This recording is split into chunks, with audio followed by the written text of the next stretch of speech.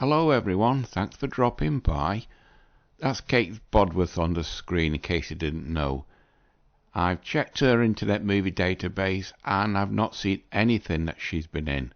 She did do a remake of Straw Dogs and I don't want to see that movie again.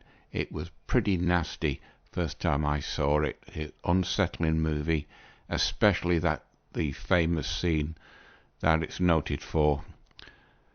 But would I go with her if she was single, even though she has a friendly face like Carrie last week? Nope, she's 3 inches taller than me and that's not wearing heels. She's also currently happily married to a guy, another actor who's over 6 foot, and they've got a daughter, so nope, even though her looks is the kind of looks that I go for. Never mind. Now, as you know, I covered the no-fault divorce last week, and this is just sort of rounding it off to show you the backlash that's been allegedly aimed at Trump, because they said that Trump is going to end no-fault divorce, which is not true. The first bit is this. As you can see, it's Forbes. This is the intellectual sector of America. This was done on 9th of September 2025. Now, as you can see, it says, does no-fault divorce help or harm women? It's a piece done by a lady called Patricia Fush. She writes about family law. The only bit relevant is right at the bottom. This, the current backlash against no-fault divorce. Opponents of no-fault argue that it is hurting families and the American culture because it makes divorce too easy, which it does. Making divorce too easy causes social upheaval by devaluing the family and therefore undermining the foundation of a thriving society. Another criticism is that no-fault divorce led to spikes in divorce. It's true that there was a spike following the enactment of the law by state, but once the backlog of people have been unable to divorce, the number of divorces dropped to a 50-year low in 2019, and it was signed into law by President Reagan, who was a divorcee himself. It was his biggest regret, as reported by his son. Now, Trump isn't going to say we're ending no-fault divorce. All these articles tend to forget that. Trump is simply saying if you divorce and the woman is only been with you for a short while, she's not having 50% of your stuff. That's what they don't understand. They just take the no-fault divorce thing as a stick to beat the government with. Now, as I said, this is Forbes, the intellectual part of America. This is Ms., a feminist article, the news site, website, aimed at the feminist part of American culture. This was done on the 3rd of March this year. The GOP's next target, no-fault divorce and women's right to leave. We're living in a culture of blame. No wonder no-fault divorce is at risk. Notice the tone of that compared to this. Does no-fault divorce help or harm women? It says, while America's blamer-in-chief foments a culture of fault-finding, blaming Democrats for LA fires, DEI. Even I said about that fat fire chief who couldn't carry someone out of a building, and immigrants held in process. Those of us who care about women's and children's rights are justly concerned about the future of no-fault divorce. If you click on that, it brings up another one. Associated Press, repealing no-fault divorce has so far stalled across the US. Some worry that'll change under Trump. Now, from what I can see from this side of the pond, it's a state issue. 4 states in America are considering it, but I think that divorce laws are going by state governments, which are separate from the federal. Trump could sign an executive order, but don't the American states have to say they're going to follow that order before it becomes American law? Not being American, I wouldn't know. It says, although no-fault divorce hasn't got to President Trump's chopping block yet, rumours have proliferated, and people are justifiably anxious. Once again, Trump hasn't said he's going to abolish it. He's just said the 50-50 split of money and assets is unfair if they've only been married for a short while, because the woman simply gets 50% of the guy's stuff and she moves on to another guy and does the same again. So she's using marriage as a career move. That's all Trump's going on about. But these people, they think he's going to abolish no-fault divorce, and they're using that as a stick to beat him with. Anyway, it says, as Amanda Monte wrote in her newsletter Mad Women, when she got that one right for some of them, no-fault divorce was one of the many internet searches that surged in the days following the election. On TikTok, divorce coaches and influencers urged women to get divorced while they still could. Some divorce lawyers offered anecdotal evidence that divorce filings are already on the rise. That's just conjecture. And the divorce lawyers seeing a divorce goldmine, so that naturally they want other women to get divorced so they can get some money. And says, whoops, I feel a cold chill reading about these things. My divorce 5 years ago was painful, but because New York State has no-fault divorce laws, the last state to adopt this, at least we don't have to codify our private struggles with a punitive framework. As of 2010, every state in America has instituted no-fault divorce, which does not require proof of wrongdoing. Now, what does paternity fraud? Will that require proof? If she gets knocked up by a guy who's not her husband, then that is a justifiable case for the husband to divorce her. That's another can of worms that's yet to be opened in America. But anyway, it says, no-fault divorce sets the legal precedent to ending a marriage without sinking into a morass of enmity. It's a law that makes space, in other words, for divorce without blame. But then again, what if she's pregnant by another man?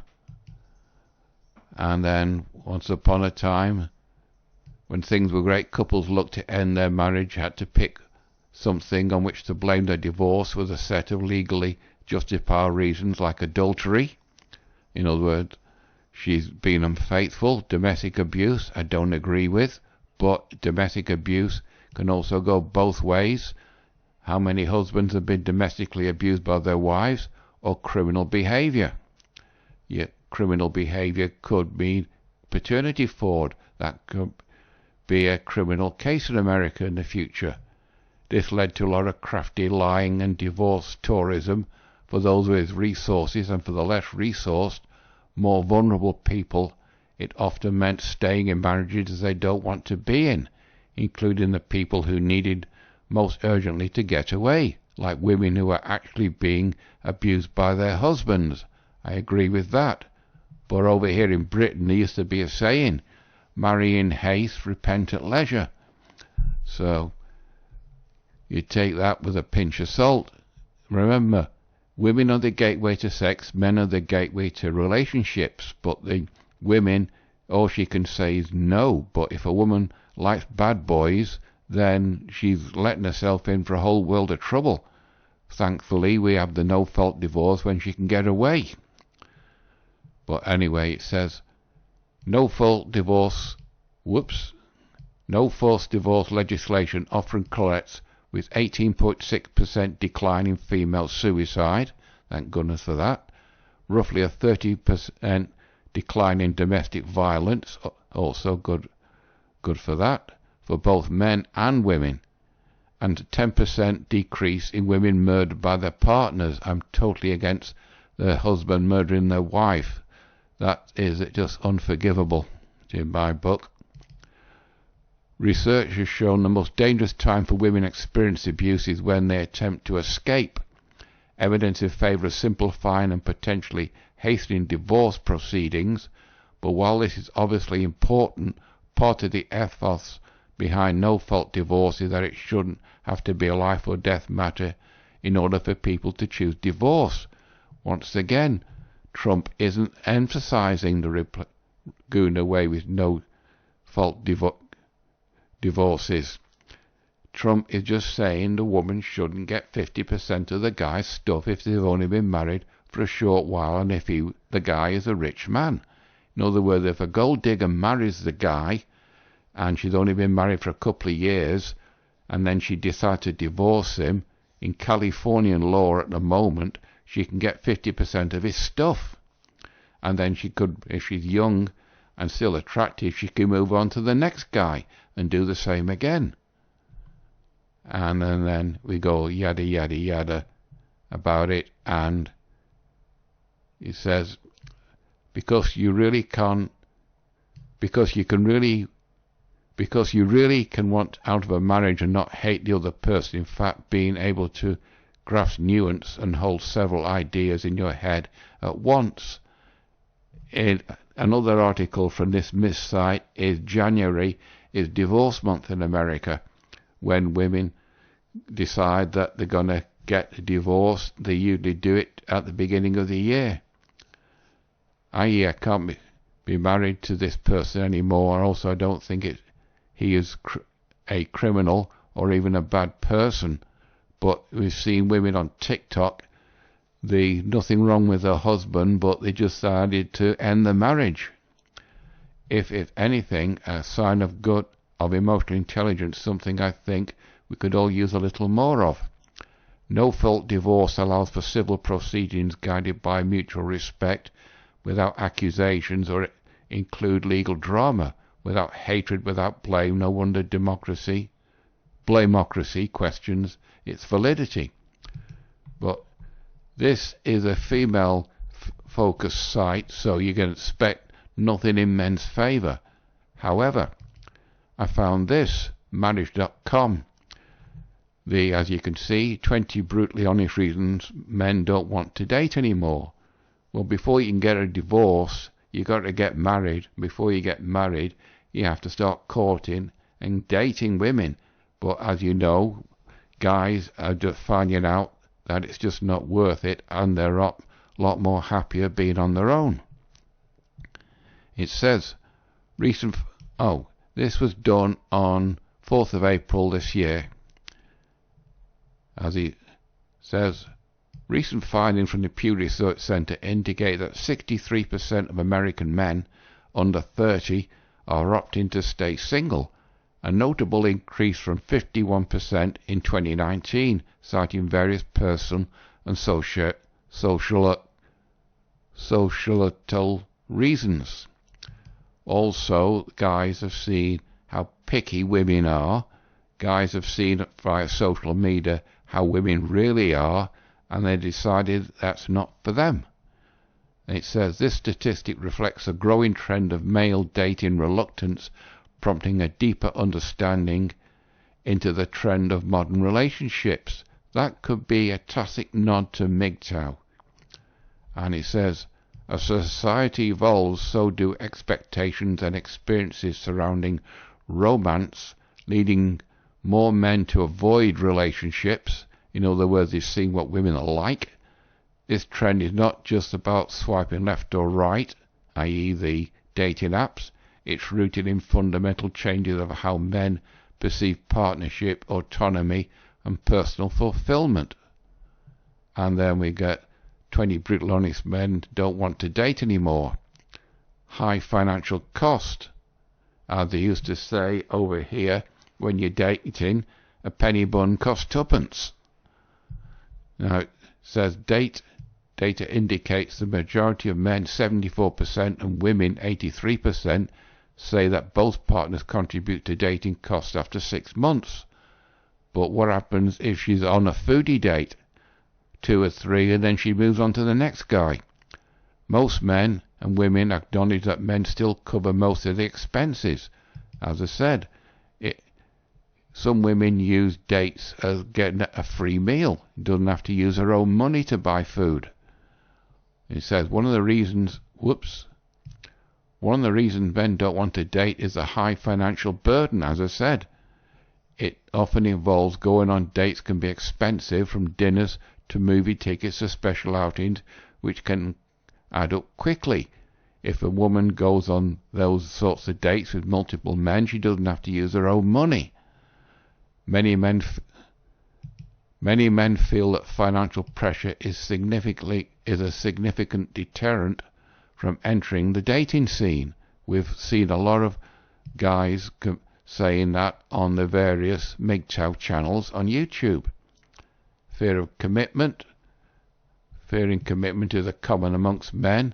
This fear can stem from not wanting to lose their independence and resources, or worrying about whether they can sustain a long-term relationship. It leads to some men avoiding dating altogether, which we've seen in the comment sections of the MGTOW channels, to prevent potential long-term obligations. And then we have the past negative experiences. I can sort of relate to that. I stopped going down the relationship road 4 months before I turned 16 because over in Perth, Western Australia, first day at school, I had a strong suspicion I'd never have a girlfriend when I was there, and I was 11. That suspicion was sort of reinforced second year of high school when I was 14. Everybody left the school in those days aged 15, and it took me 2 days to notice Australian women were just like Australian schoolgirls but in an adult body. So I can relate to part 3. And pressure to prioritise career, that's another tacit nod to MGTOW. In today's competitive world, many men feel the need to prioritise their careers over their personal lives. In other words, doing the best they can for themselves. This focus on professional achievement, if you've got a career, can leave little time or energy for dating, leading some to avoid it entirely. As I said, this number 4 is a tacit nod to MGTOW.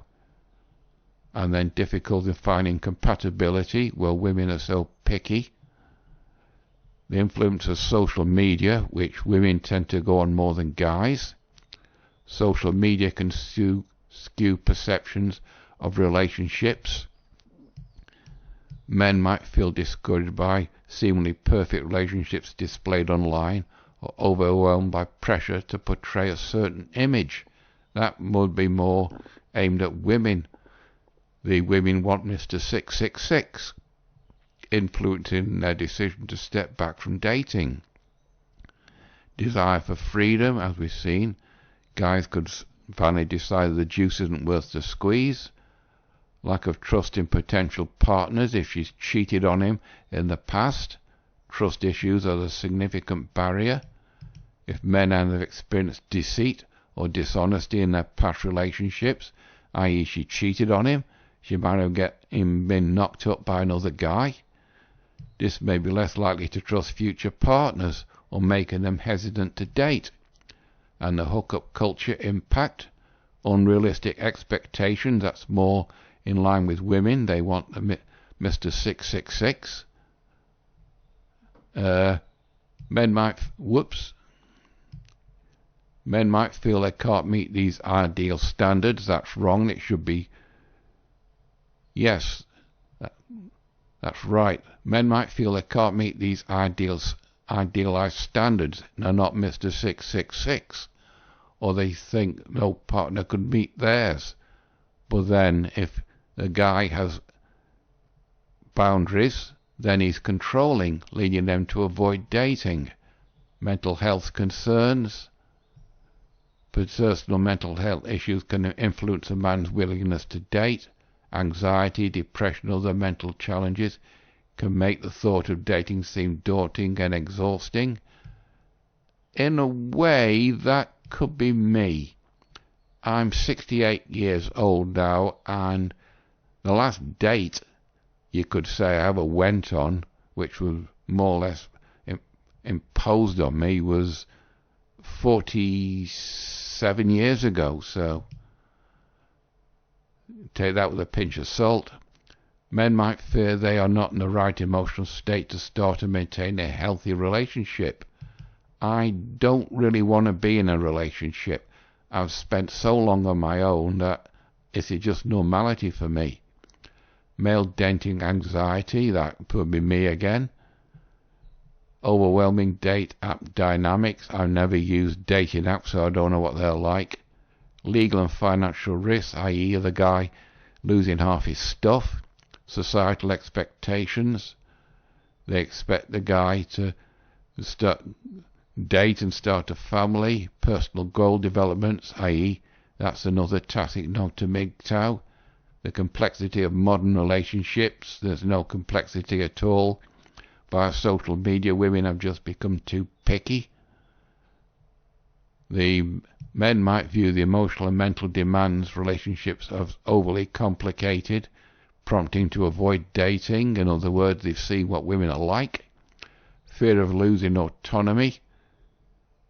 Fear of commitment. Many men worry that being in a relationship will mean they're losing autonomy, plus half their stuff, if everything goes pear-shaped.